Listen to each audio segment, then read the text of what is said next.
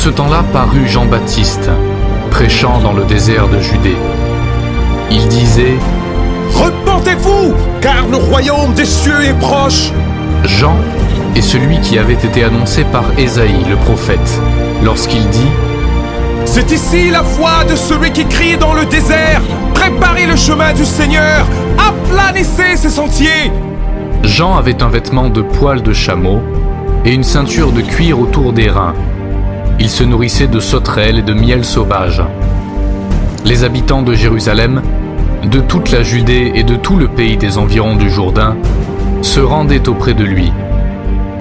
Et, confessant leurs péchés, ils se faisaient baptiser par lui dans le fleuve du Jourdain.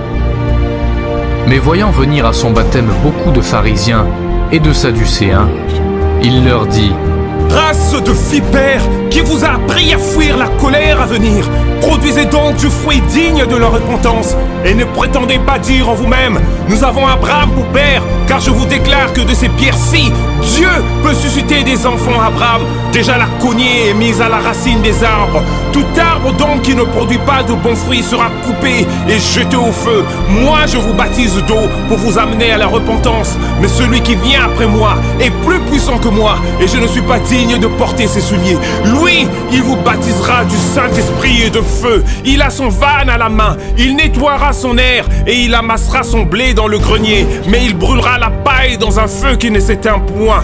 Alors Jésus vint de la Galilée au Jourdain vers Jean, pour être baptisé par lui.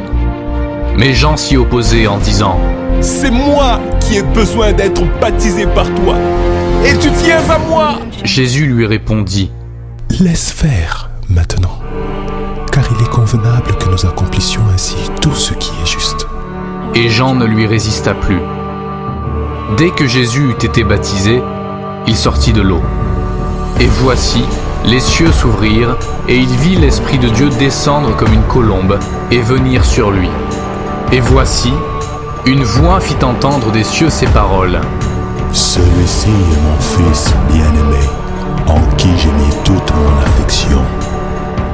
Alors Jésus fut emmené par l'Esprit dans le désert pour être tenté par le diable.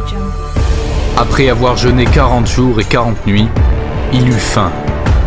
Le tentateur, s'étant approché, lui dit : Si tu